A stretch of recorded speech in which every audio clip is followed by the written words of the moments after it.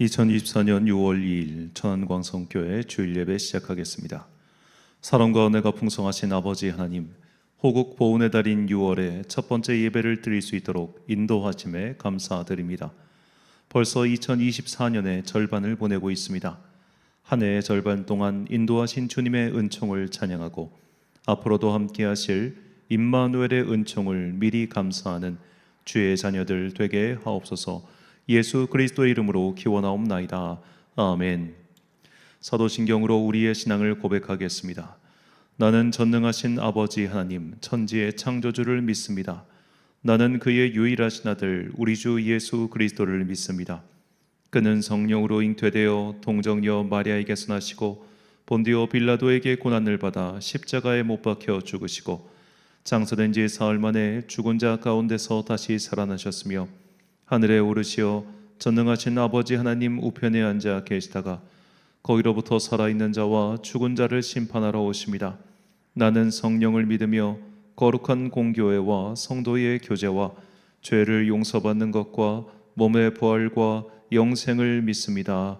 아멘. 찬송가 9장 찬양하겠습니다.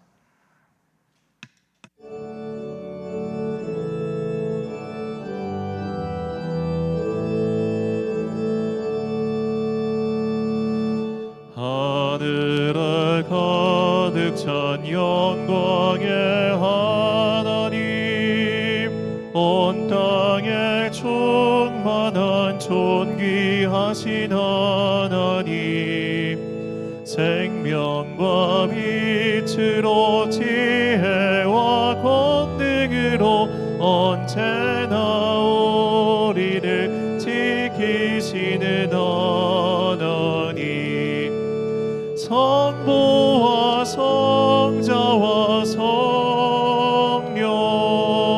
삼위의 하나님, 우리 예배를 받아주시옵소서. 사랑이 넘치는 자비하신 하나님, 은혜가 풍성한 구원의 하나님, 심령의 평안을 주시옵고 죄악과 허물을 용서하여 주소서. 찬송과 영광과 생명 구원의 하나님, 우리 예배를 받아주시옵소서. 연약한 심령을 굳게 세워주시고 우둔한 마음을 지혜롭게 하시고 주의 뜻 받들어 참되게 살아가며 주 말씀 따라서 용감하게 하소서. 지혜와 사랑 은혜의 하나님, 우리 예배를 받아주시옵소서. 주 앞에 나올 때 우리 마음 기쁘고 그 말씀 힘되어 새 희망이 솟는다. 고난도 슬픔도 이기게 하시옵고 영원에 잇대어 살아가게 하소서.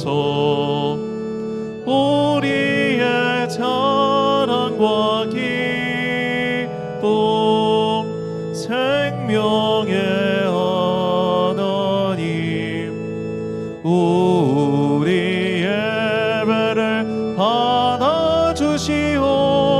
주옵소서.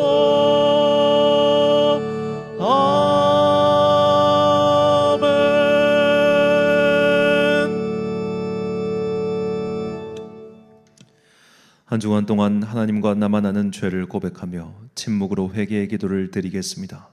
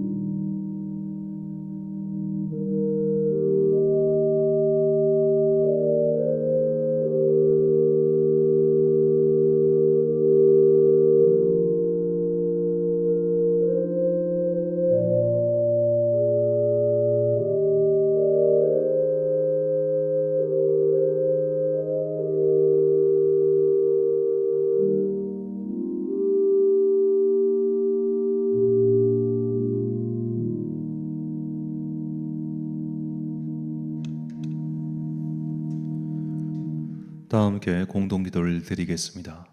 사랑과 은혜가 풍성하신 아버지 하나님, 주님의 보혈로 구원받아 영혼과 육신이 새롭게 됨을 찬양합니다.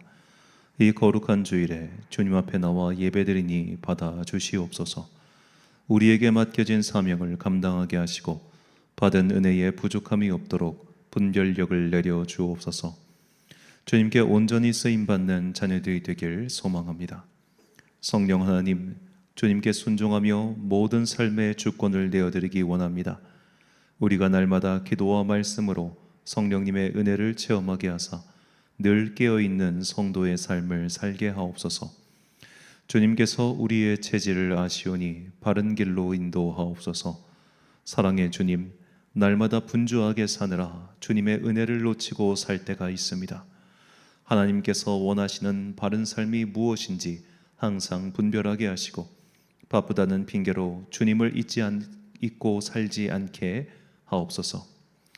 오늘도 예배 중에 주님을 만나고 주님의 음성을 듣게 하옵소서.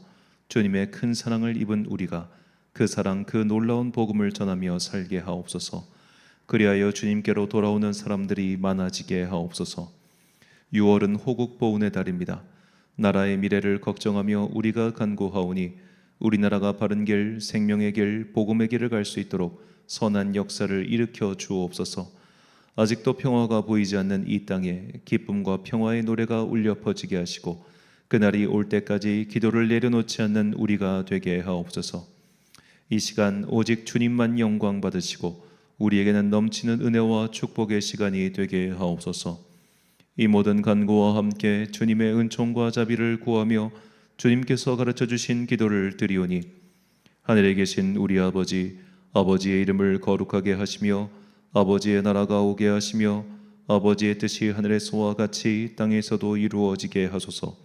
오늘 우리에게 일용할 양식을 주시고 우리가 우리에게 잘못한 사람을 용서하여 준 것 같이 우리 죄를 용서하여 주시고 우리를 시험에 빠지지 않게 하시고 악에서 구하소서. 나라와 권능과 영광이 영원히 아버지의 것입니다. 아멘.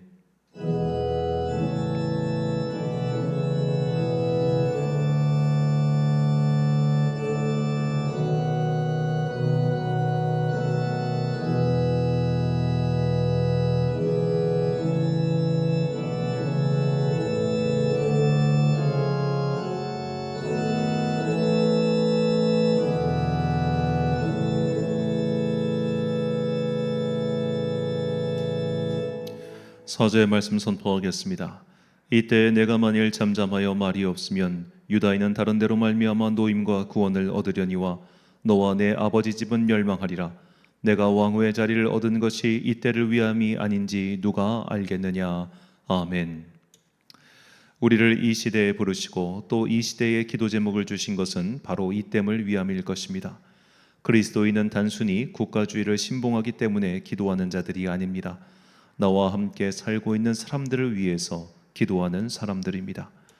이 나라, 이 한반도 땅에 주님께서 주시는 은혜와 평화가 임하길 쉬지 않고 기도하는 평화의 사자들이 되시길 예수님의 이름으로 축원합니다. 교독문 13번 시편 23편을 함께 교독하시겠습니다. 여호와는 나의 목자시니 내게 부족함이 없으리로다. 그가 나를 푸른 풀밭에 누이시며 쉴만한 물가로 인도하시는도다. 내 영혼을 소생시키시고 자기 이름을 위하여 의의 길로 인도하시는도다. 내가 사망의 음침한 골짜기로 다닐지라도 해를 두려워하지 않을 것은 주께서 나와 함께 하심이라. 주의 지팡이와 막대기가 나를 안위하시나이다. 주께서 내 원수의 목전에서 내게 상을 차려주시고 기름을 내 머리에 부으셨으니 내 잔이 넘치나이다.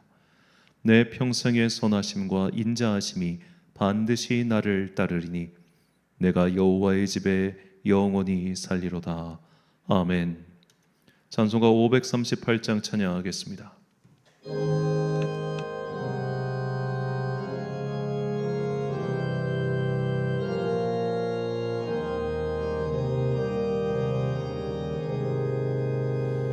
죄짐을 지고서 고나거든 내 마음속에 주 영접하며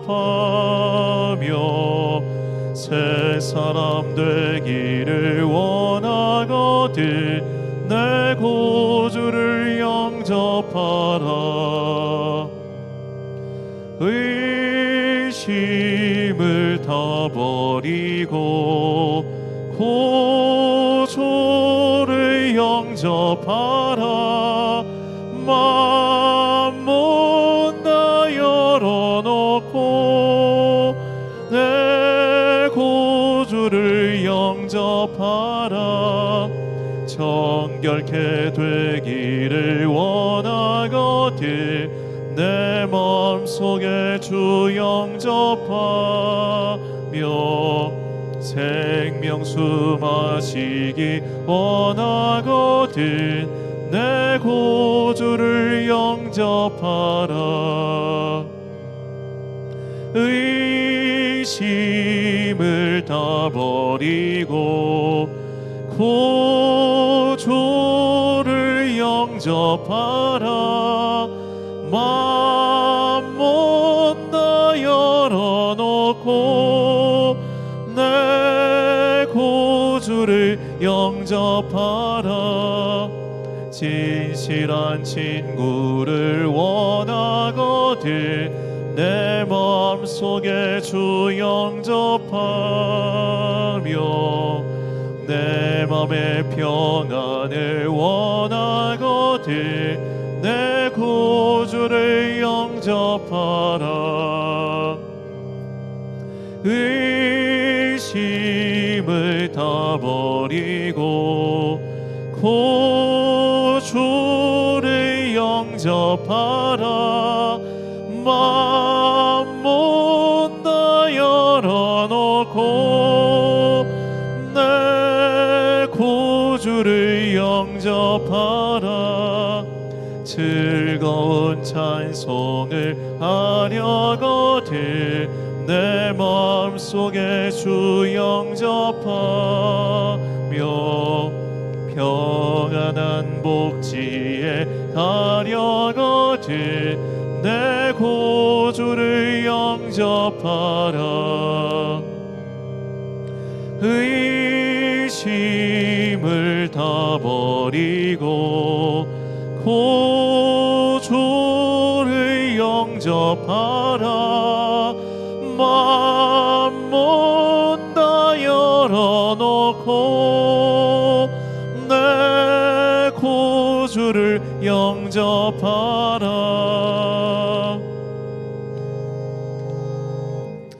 지난주 봉헌하신 분들입니다. 김종학 지사님 가정에서 주저헌금 드리셨습니다. 목전헌금 한상철 집사님, 감사헌금 김봉석 집사님, 성경구 건축헌금 1,000번째 오영은 집사님 드리셨습니다. 6월달 교회 행사 안내입니다. 6월 셋째 주, 이제 2주 후죠. 2주 후가 우리 교회 창립 4주년 기념 주일입니다. 이날 2부 예배 때 IT 선교사로 활동 중이신 김용신 선교사님 오셔서 2부 예배 설교해 주시겠습니다. 해마다 저희 창립 기념 주일날 함께 하시는 분들께 여러 선물을 발송했는데 올해는 어떻게 할지 제가 조금 고민 중입니다. 4년이라는 시간 동안, 긴 시간, 결코 짧지 않은 시간인데요. 그 시간 동안 함께 해주시고 또 기도해 주시고 또 마음 다해서 동역해 주신 모든 분들께 진심으로 감사드립니다. 우리 교회를 이 땅에 세워주신 주님의 뜻이 그것을 실천하고 또 실현하는 교회가 되기를 소망하며 앞으로 더욱더 최선을 다하겠습니다.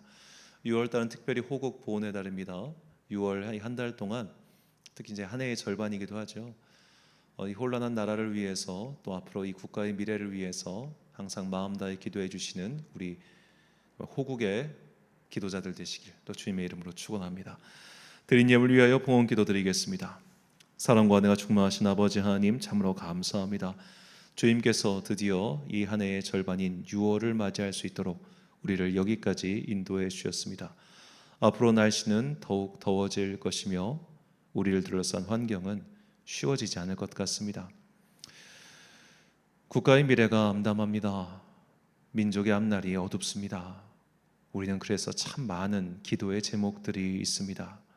단순히 어느 특정 진영에 쏠려서 그 진영을 위해서 기도하는 것이 아니라 이렇게 미움과 증오가 반복되고 있는 이 나라를 위해서 우리가 애통하는 마음으로 기도하게 하시고 우리가 어느 한쪽에 쏠려 있는 것이 아니라 이제는 한 발자국 뒤에 물러서서 어떻게 하면 이 갈라진 나라가 하나가 될 것인지, 어떻게 하면 이 분열된 마음이 하나가 될 것인지, 어떻게 하면은 서로 분열시키고 싸움을 만들게 하는 이 마귀의 괴계에서 우리가 벗어날 수 있을 것인지, 이것을 두고 항상 기도하는 주님의 사람들 되게 하여 주옵소서. 우리 교회를 이 땅에 세워주심에 감사드립니다. 항상 예배하는 공동체, 말씀의 진리를 따라가는 공동체, 그리고 이 진리를 전하는 공동체로 우리를 불러주셨으니 이 믿음 잃지 않고 끝까지 사명 잘 감당하는 우리 천안광성교회 되게 하여 주옵소서. 함께하는 모든 성도들에게 복과 은혜 내려주시고 일상에 지치지 아니하고 삶에 힘들지 아니하도록 주님께서 그들 가운데 성령님의 능력을 갑절이나 부어 주옵소서. 그리하여 이 땅을 사는 동안 복음의 기쁨 잃지 않고 구원의 소망 잃지 않으며 성도로서 바른 삶, 구원의 삶, 진리의 삶을 끝까지 영위해 나아가는 주님의 거룩한 자녀들 되게 하여 주옵소서. 귀한 예물 주님께 드립니다. 이 예물을 우리가 드림은 우리의 마음이 이 세상의 돈과 명예의 성공에 있지 아니하고 오직 하나님 나라에 있음을 증거함이오니 이 예물 기뻐받아 주옵소서. 언젠간 우리의 삶이 곤고해질 때 하늘의 창고를 여시고 우리의 삶을 풍성히 채워주시기를 간절히 소망하오며 이 모든 말씀 우리 구주 예수 그리스도의 이름으로 기도드립니다. 아멘.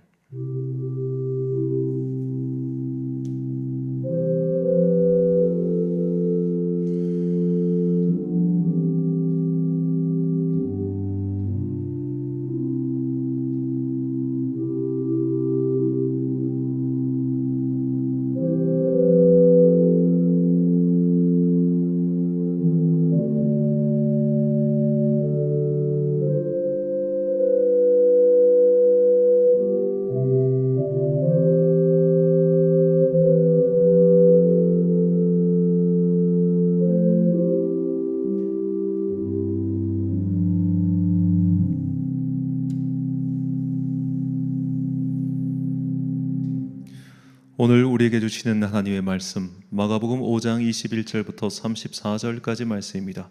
마가복음 5장 21절부터 34절까지의 말씀. 이제 봉독하겠습니다. 하나님의 말씀 경청하십시오. 예수께서 배를 타시고 다시 맞은편으로 건너가시니 큰 무리가 그에게로 모이거늘 이에 바닷가에 계시더니 회당장 중 하나인 야이로라 하는 이가 와서 예수를 보고 발 아래 엎드려 간곡히 구하여 이르되 내 어린 딸이 죽게 되었사오니 오셔서 그 위에 손을 얹으사 그로 구원을 받아 살게 하소서 하거늘 이에 그와 함께 가실새 큰 무리가 따라가며 애워싸 밀더라. 12해를 혈루증으로 알아온 한 여자가 있어 많은 의사에게 많은 괴로움을 받았고 가진 것도 다 허비하였을 때 아무 효험도 이었고 도리어 더 중하여졌던 차에 예수의 소문을 듣고 무리 가운데 끼어 뒤로 와서 그의 옷에 손을 대니 이는 내가 그의 옷에만 손을 대어도 구원을 받으리라 생각함일러라. 이에 그의 혈루 근원이 곧 마름에 병이 나온 줄을 몸에 깨달으니라.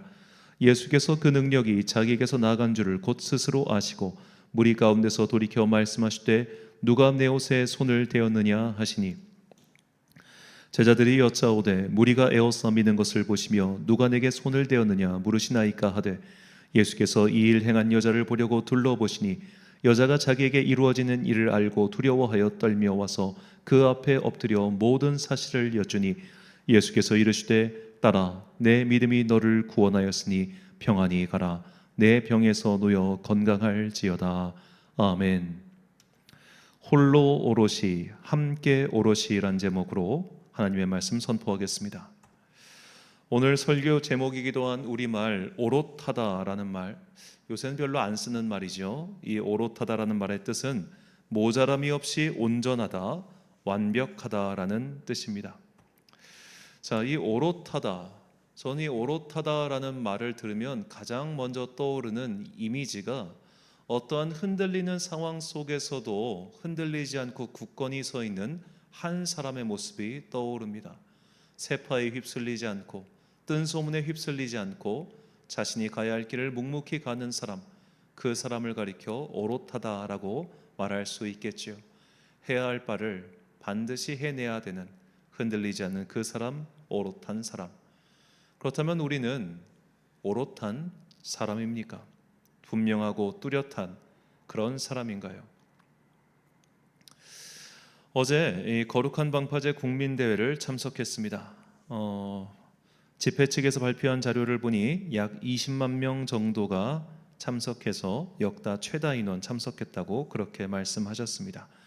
자, 집회 측 추산으로는 20만 명인데 어제 이제 연합뉴스와 조선, TV조선 등에 방송된 기사를 보면 15,000명 참석했다고 그렇게 말을 하더군요. 그러니까 와서 보지도 않고 그냥 기사 쓰는 게 보수 언론도 이 지경이니 뭐 다른 매체와 말할 게 뭐가 있겠습니까?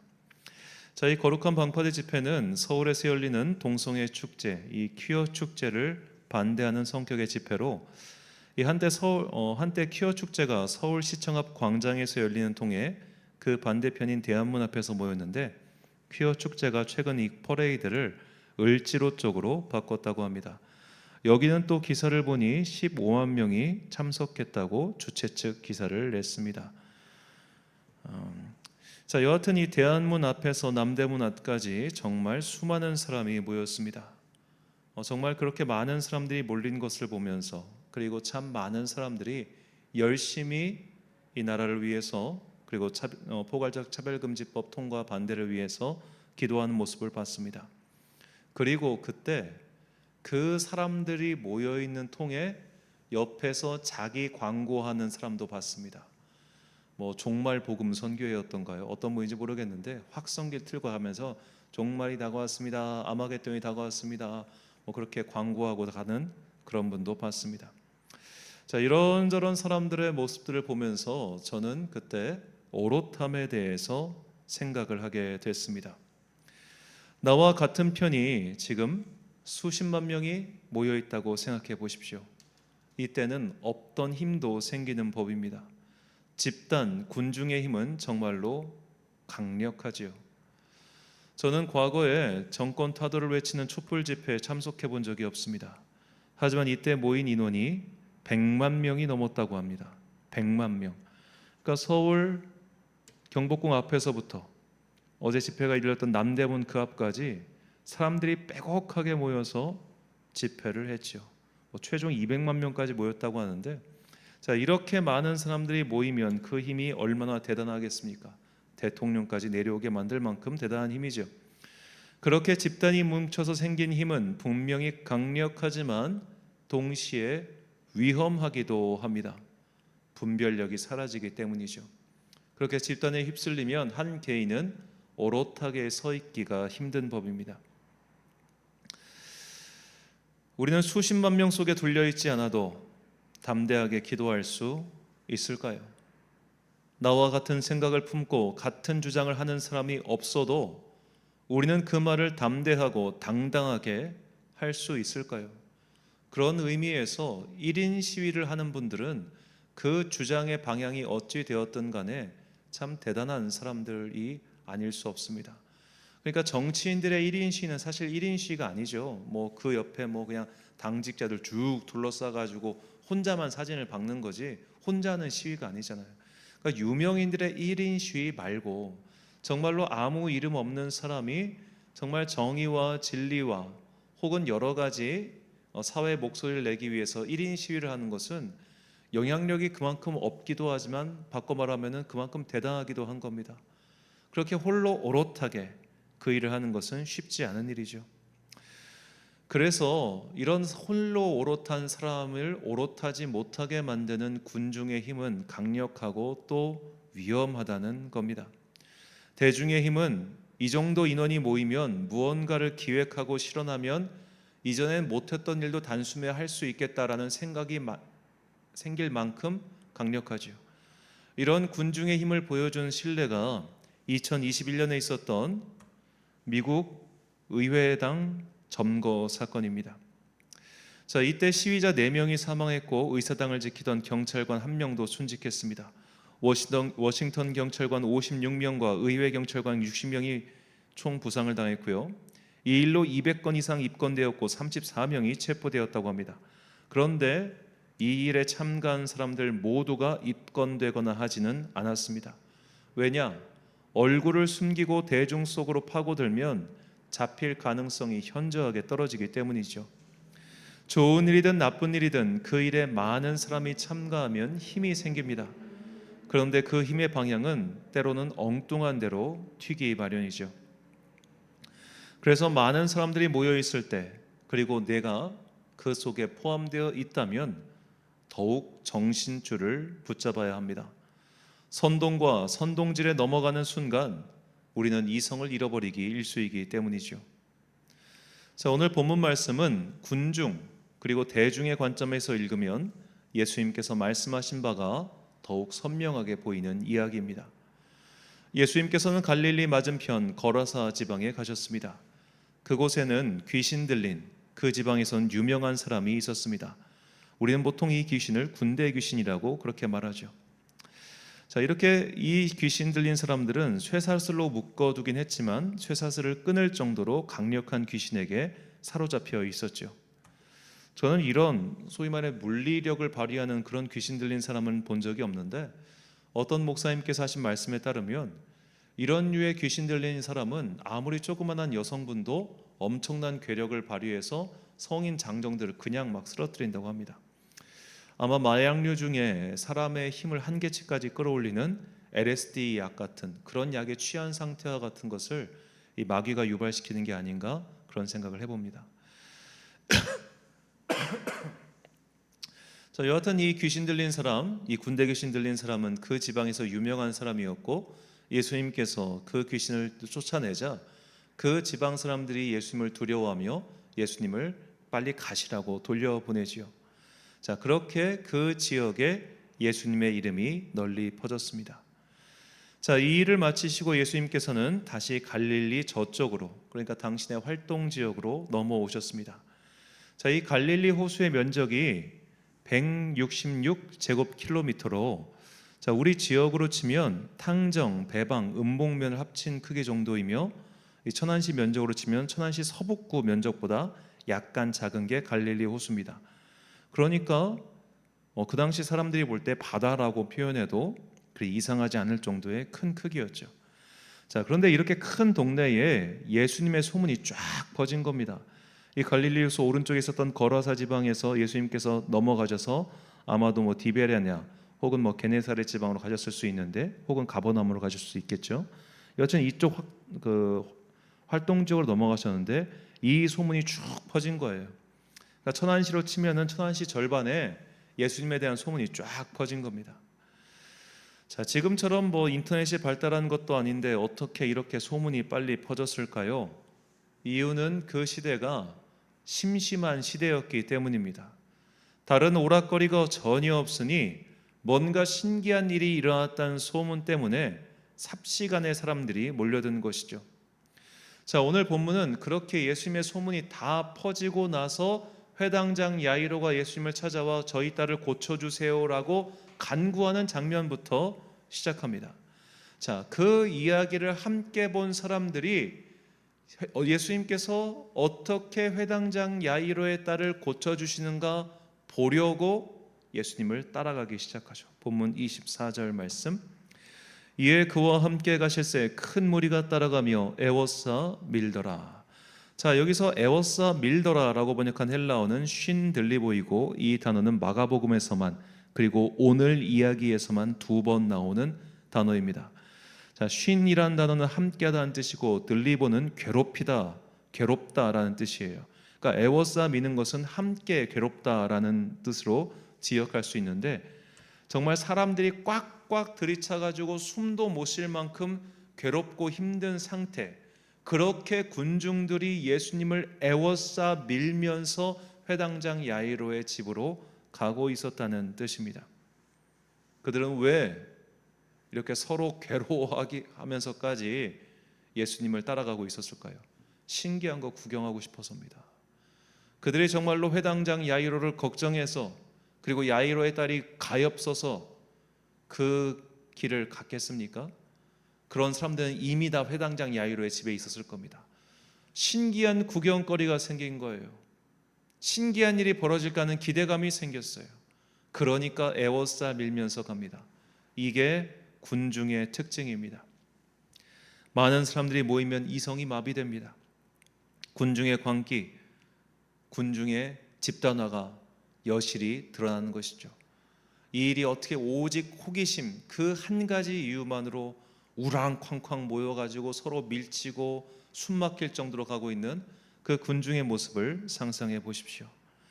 이런 군중의 특성, 아무 생각 없이 한 가지 목적, 심지어는 그 목적도 상실한 채 우르르르 몰려가고 있는 이런 군중의 모습을 전형적으로 보여준 사건이 사도행전 19장에 나오는 에베소의 데메드리오 사건입니다. 에베소에는 아주 거대한 아테나 신전이 있었고, 아테나 여신의 신상을 만들어 파는 직군들이 있었습니다.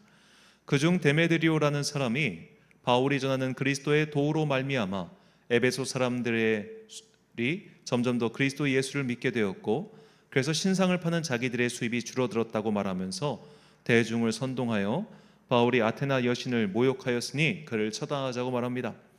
이에 대중들의 반응과 행동을 사도행전이 다음과 같이 전합니다. 사도행전 19장 28절과 32절 말씀. 그들이 이 말을 듣고 분노가 가득하여 외쳐 이르되 크다 에베소 사람의 아데미여 하니, 사람들이 외쳐 어떤 이는 이런 말을 어떤 이는 저런 말을 하니 모인 무리가 분란하여 태반이나 어찌하여 모였는지 알지 못하더라. 아멘. 자, 바울이 만약 그런 말을 했다고 하면 바울을 불러다가 신문하면 그만입니다. 그런데 그들은 바울을 잡지도 않고 바울과 함께 있던 사람들만 잡았습니다. 그리고 그들은 광장으로 몰려갔는데 왜 몰려갔는지 모르는 사람이 절반이나 되었다고 합니다. 이것이 군중의 특징입니다. 자기들이 왜 왔는지 무엇을 하고 있는지도 모른 채 그냥 사람들에게 떠밀려서, 분위기에 떠밀려서 어깨를 에워싸고 밀면서 한 방향으로 우르르르르 가는 것이 군중의 특징이죠. 자, 우리는 2008년도에 벌어진 미국산 소고기 파동, 소위 광우병 파동을 알고 있습니다.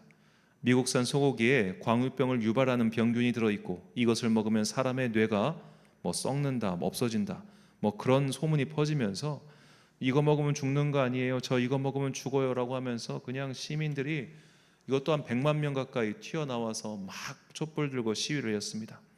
그때 나라가 난리가 났었죠. 이게 불과 15년 전 일입니다. 지금 다들 미국산 소고기 잘 드시고 계시죠. 그때 얼마나 많은 사람들이 헛소문에 피해를 입었으며 또 얼마나 많은 사람들이 그것 때문에 고생을 했습니까?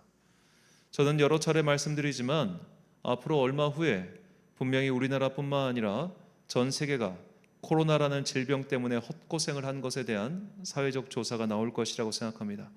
지금 만약 그거 하면은 이전 정권 공격한다고 할 테니 그거 못하는 걸 뿐이고, 분명히 조금만 세월이 지나고 자료가 명확해지면 이것이 얼마나 과잉 대응이었고 이것이 얼마나 인류가 집단의 광기에 휩싸여서 벌인 짓인지를 알게 될 거예요. 그때를 다들 기억하고 있지 않습니까? 자, 우리는 군중 속으로 들어간 순간 그 안에서 오롯하기가 참 어렵습니다. 한 명의 개인은 군중의 파도 앞에서는 너무나 약하기 때문이죠. 성경은 이런 무리의 힘을 가리켜 군대라고 표현하는 경우가 왕왕 있습니다. 그래서 군대가 나를 에워쌌다라는 표현이 등장하죠. 엄청나게 많은 무리에게 둘러싸여서 집단의 포화를 받으면 우리는 정신도 못 차리고 그냥 끌려갈 수밖에 없다는 것입니다. 집단의 공격을 받으면 연예인이든 일반인이든 공황 상태가 올 정도로 혼란을 겪습니다. 집단의 공격은 그만큼 무시무시합니다. 사회적 고립감이란 인간에게 굉장히 큰 근원적 공포를 심어주기 때문이죠. 그래서 우리는 대중을 거슬려서 행동하기 어렵고 군중에 둘러싸여 있을 때 오롯하기가 어려운 것입니다. 그런데 오늘 본문에서는 그런 군중의 압박을 이겨내고 끝내 오롯하게 선 사람의 이야기를 소개하고 있습니다. 12년 동안 혈루증, 치료할 수 없는 질병을 앓고 있는 여성이 있었습니다. 그녀는 예수님의 곁으로 몰래 다가왔습니다. 이 장면을, 이 그림은 이제 어린이 그림이지만 한번 잘 생각해 보십시오. 자, 피가 흐르는 질병입니다.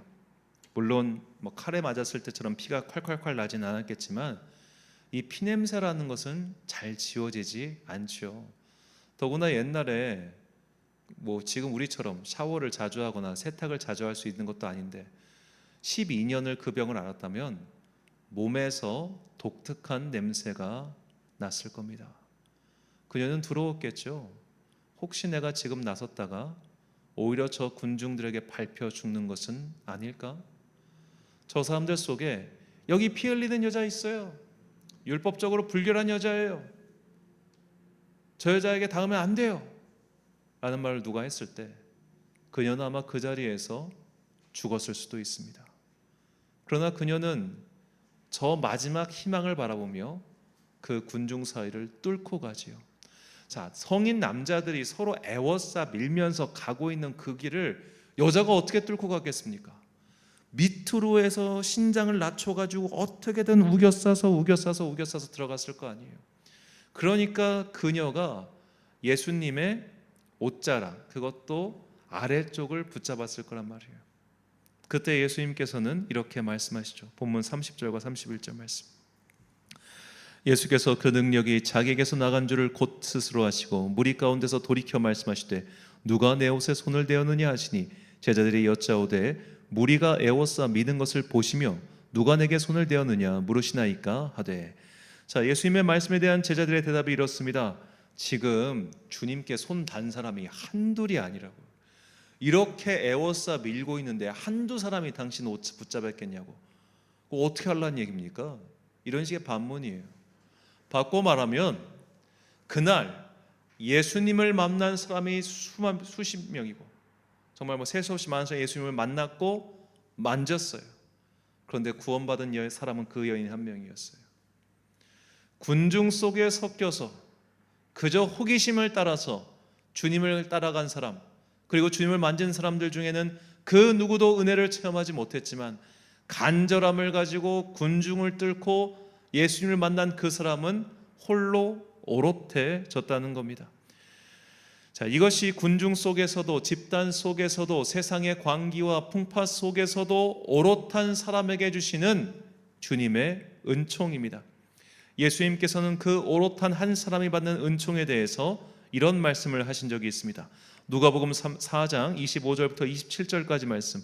내가 참으로 너희에게 이르노니 엘리야 시대에 하늘이 3년 6개월간 닫히어 온 땅에 큰 흉년이 들었을 때에 이스라엘에 많은 과부가 있었을 때 엘리야가 그중 한 사람에게도 보내심을 받지 않고 오직 시돈 땅에 있는 사렙다의 한 과부에게 뿐이었으며 또 선지자 엘리사 때에 이스라엘에 많은 나병 환자가 있었을 때 그 중에 한 사람도 깨끗함을 얻지 못하고 오직 수리아 사람 나아만 뿐이었느니라. 아멘. 자, 이 말씀의 일차적 의미는 이방인들에게 주시는 은혜와 구원에 대한 말씀입니다. 그리고 이 말씀을 오늘 본문 상황에 빗대어 설명하면 아무리 많은 사람들이 있어도 구원받는 그 한 사람은 있다는 거예요. 사람이 많기 때문에 모두에게 동일한 구원이 임하는 것이 아니라 간절히 주님을 찾는 그 한 사람, 세파에 휩쓸리지 않고 사람들의 분위기에 휩쓸리지 않고 정말로 주님을 바라보며 간절한 그 한 사람이 구원을 받는다는 겁니다. 우리는 많은 사람들 속에 숨어 있으면 안심이 되죠. 이것은 인간의 생존 본능과 상관이 있습니다. 많은 사람들 속에 숨어버리면 그만큼 내가 죽을 확률이 떨어지기 때문입니다. 그래서 사람들은 지금도 많은 사람들이 몰리는 곳으로 가려고 하죠. 맛집을 찾는 이유와 비슷합니다. 많은 사람들이 오고 가는 것만큼 내가 실패할 확률이 줄어들기 때문이죠. 그래서 긴 줄을 서는 것도 마다하지 않는 겁니다. 이렇게 군중을 따라가는, 무리를 따라가는 인간의 습성은 우리 주변에서 흔하게 볼 수 있습니다. 3명의 사람이 있을 때 2명이 하나를 정하면 그 1명은 따라가게 되잖아요. 이런 것도 다 집단화의 논리인 겁니다. 문제는 믿음과 구원의 영역에 있어서도 이런 군중 심리를 작동시킨다는 겁니다. 그래서 사람들은 더 많은 대중들이 몰리는 곳을 선호합니다. 이렇게 많은 사람들이 오는 곳이니 거짓이 아니겠지라고 생각하는 것이죠. 이렇게 사람들의 모인 숫자를 통해서 진리를 오도하고 선동질을 잘하는 것이 바로 이단과 사입입니다. 이단과 사입의 집단이 사람 적은데 봤습니까? 항상 많습니다. 그곳에 탐을 하나 더 넣습니다. 그럼 점점 더 새가 불려지는 것이죠. 대표적인 이단 사이비 중 한 명인 정명석의 JMS를 생각해 보십시오. 자, 이 JMS가 그 새를 불렸던 방법이 대학생들 선교였습니다. 대학생들을 그 금산에 있는 그 정명석 동산 같은 JMS 동산에다 몰려놓고 거기서 뭐 메스 대회, 체육 대회를 벌이잖아요. 그럼 많은 대학생들이 함께 모여 있으니 기분이 좋고, 그러면서 여기가 이상한 데가 아니구나라고 자연스럽게 생각하게끔 만든 거예요. 집단화를 시키기 좋게끔 대중 속의 사람을 불어넣은 겁니다. 거기에 있으면 제대로 된 온전한 생각을 하기 힘들지요. 그러나 그런 집단 속에 굴하지 않고 집단의 최면에 걸리지 않고 오롯해진 한 사람도 분명히 있었습니다. 우리나라에서 반 JMS 운동을 가장 열심히 하시는 활동가 중 한 명인 단국대 수학과 김도영 교수라는 분이 있습니다. 이분은 대학생 이 카이스트 재학 시절에 카이스트생들도 JMS가 있었다는 얘기예요. 이 친구의 권유로 이 JMS 거기 금산에 간 적이 있었습니다. 이분이 약 3개월 동안 여기 있어 보니까 완전 이상한 데인 거예요. 그리고 친구들이 이 정명석에 당했던 그 몹쓸 이야기를 들으면서 이때부터 반 JMS 활동을 시작합니다. 그래서 피해자들을 규합하고 모아서 그들의 이름을 가지고 법정 싸움을 걸고 정말 수많은 위협이 있었다고 해요.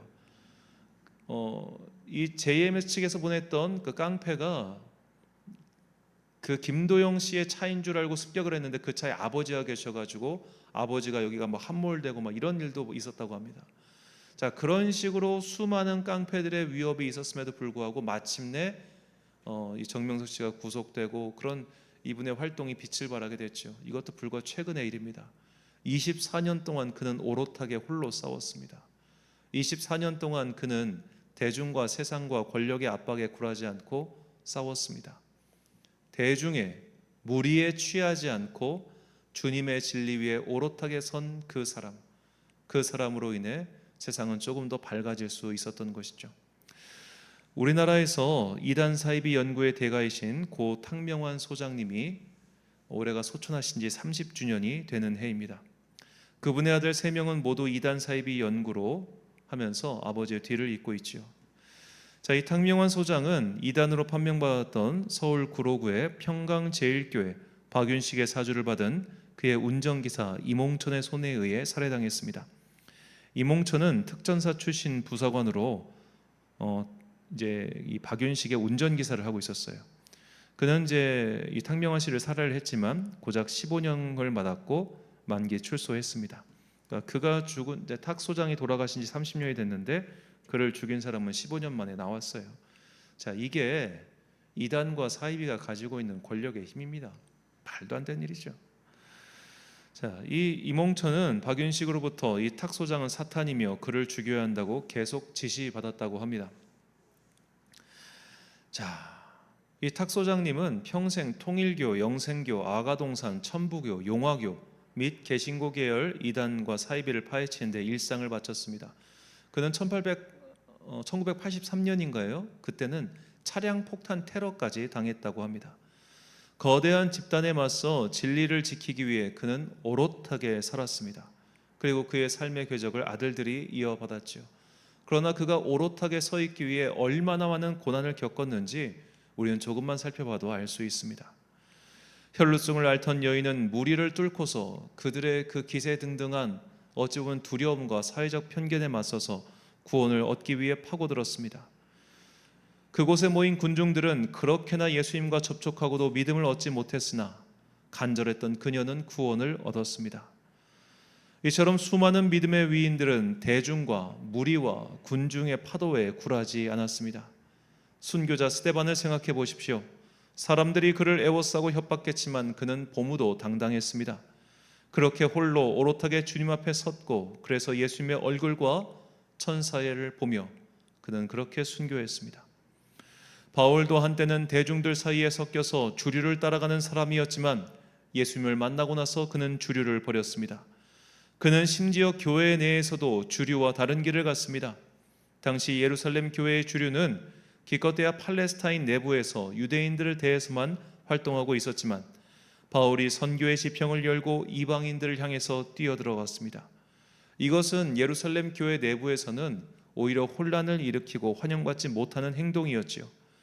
그들이 볼 때 바울은 마치 분란을 일으키고 소란을 일으키는 미꾸라지처럼 보였을 겁니다. 하지만 그는 오롯했습니다. 그는 주님 앞에서 당당하고 확실했습니다. 왜냐? 주님께서 자신에게 소명과 사명을 주셨기 때문이죠. 그래서 그는 사람들의 말과 분위기와 주류의 흐름에 흔들리지 않았던 겁니다. 우리도 이렇게 홀로 오롯하게 설 줄 알아야 합니다. 내가 주님 앞에 바르게 서 있을 때 우리는 비로소 다른 사람과 더불어 오롯하게 믿음의 길을 갈 수 있습니다. 다른 사람과 함께 바르게 서기 위해서 우리가 하는 행위를 성경은 권면이라고 부릅니다. 데살로니가전서 5장 10절과 11절 말씀. 예수께서 우리를 위하여 주고사 우리로 하여금 깨어있든지 자든지 자기와 함께 살려 하셨느니라. 그러므로 피차 권면하고 서로 덕을 세우기를 너희가 하는 것 같이 하라. 아멘. 자, 이 권면하다라고 번역한 헬라어가 파라칼레오인데 이는 직역하면 함께 이야기하다입니다. 그래서 이 단어는 문맥에 따라 위로하다, 간청하다, 격려하다 등 다양하게 사용되고 있습니다. 내가 오롯이, 내가 바르게, 내가 확실히 서 있어야 위로를 하든 권면을 하든 간청을 하든 격려를 하든 할 수 있는 것이죠. 내가 흔들리는 사람이 어떻게 다른 사람을 붙잡아 주겠으며 내가 흔들리는 사람이 어떻게 다른 사람에게 권면할 수 있겠습니까? 그래서 사도 바울은 먼저 예수님의 구원의 은총을 깨달은 사람, 예수님으로 인해 오롯하게 된 사람이 다른 사람들을 피차 권면함으로써 함께 오롯하게 단단하게 서가는 것, 이것이 성도의 사명임을 우리에게 분명히 알려주었습니다. 이 사명을 우리가 지키기 바라는 마음으로 함께 히브리서 10장 23절부터 25절까지 말씀 봉독하겠습니다. 또 약속하신 이는 미쁘시니 우리가 믿는 도리의 소망을 움직이지 말며 굳게 잡고 서로 돌아보아 사랑과 선행을 격려하며 모이기를 패하는 어떤 사람들의 습관과 같이 하지 말고 오직 권하여 그날이 가까움을 볼수록 더욱 그리하자. 아멘. 사랑하는 천안광성교회 성도 여러분, 그리고 이 예배를 함께 드리고 계신 귀한 주님의 자녀 여러분, 종교 개혁자들은 여러 가지 표, 오직 성경, 오직 믿음 이런 표현을 사용하면서 그 마지막에 코람 데오라는 말을 자주 썼습니다. 코람 데오란 라틴어로 하나님 앞에서라는 뜻입니다. 우리는 모두 하나님 앞에 서 있는 존재들입니다. 그런데 어떻게 서 있느냐? 홀로 서 있습니다.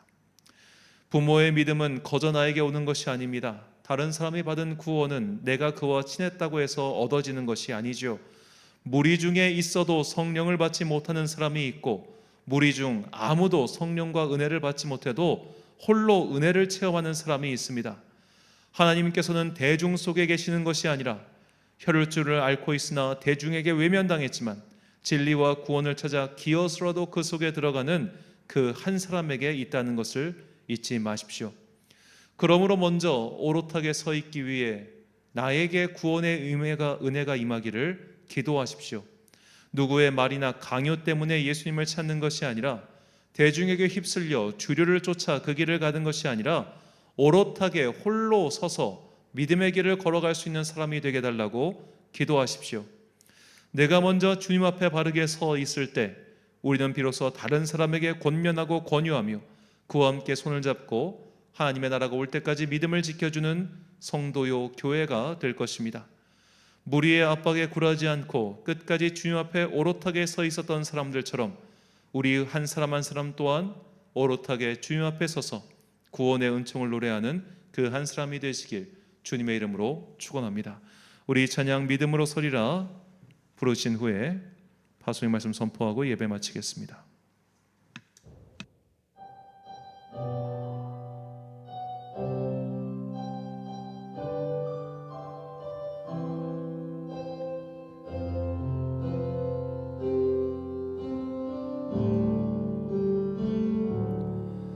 이곳에 임하신 하나님 나라 가난한 마음으로 바라보리라.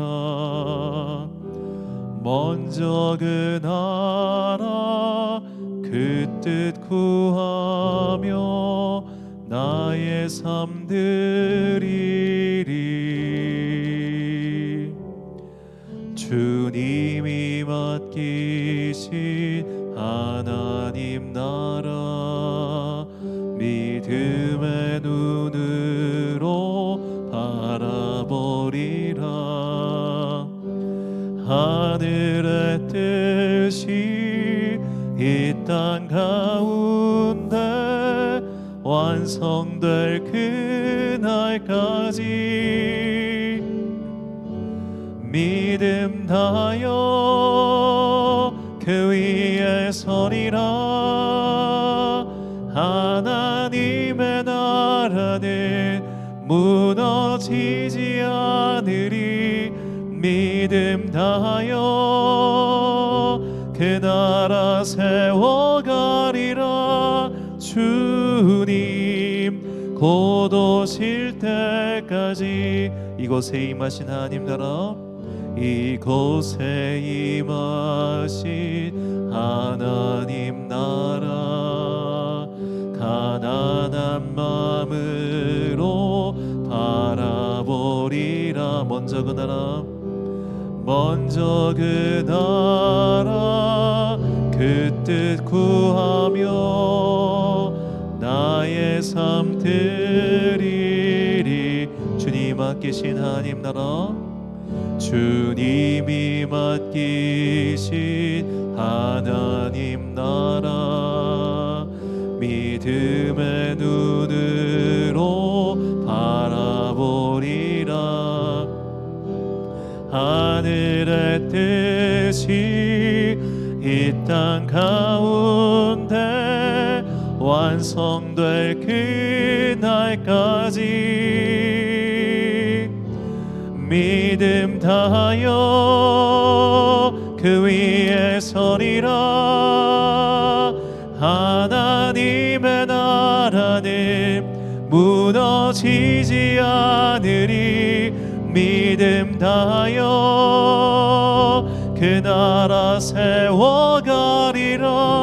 주님 곧 오실 때까지 믿음 다하여 믿음 다하여 그 위에 서리라. 하나님의 나라는 무너지지 않으리. 믿음 다하여 그 나라 세워가리라.